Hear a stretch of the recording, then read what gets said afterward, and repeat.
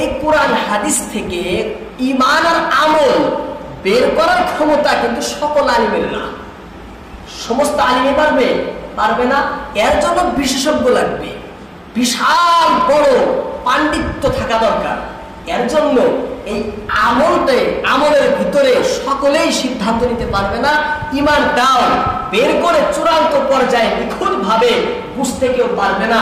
কোরআন হাদিসে যেহেতু ছড়িয়ে ছিটিয়ে আছে, একত্রিত করে বিন্যাস হিসাবে গভীর অধ্যয়নের প্রয়োজন জানা।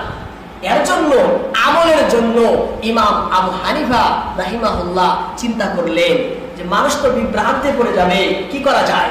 তখন বিশাল বড় বড় বিজ্ঞ 40 জন আলিম নিয়ে গত শুক্রবার সেই 40 জনের নাম আমি বলেছিলাম, হ্যাঁ, প্রত্যেকটার নাম বলেছিলাম। সেই 40 জন আলিম সহ 30 বছর বা 22 বছর একাধারে অহরহ গবেষণা করে পুরা ইসলামের বিধিবিধান আমলকে তারা সন্নিবেশ করেছেন আর নিবদ্ধ করেছেন, পরিপূর্ণভাবে জাতির সামনে পেশ করেছেন, যাকে আমরা ফিকহে হানাফি নামে জানি। ফিকহে হানাফি নামে জানি। এবার তারা কি আকীদা জানতেন না? তারা কি ঈমান জানতেন না? জানতেন, সমস্ত বিষয়ে তাদের জ্ঞান ছিল। কিন্তু প্রত্যেক মানুষ এক একটা দিকে কাজ করে, এক একটা দিকে বেশি কাজ করে, বিশেষজ্ঞ বেশি।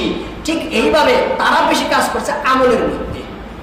এই যে ঈমান আর আমলের মধ্যে তারা বেশি কাজ করছে।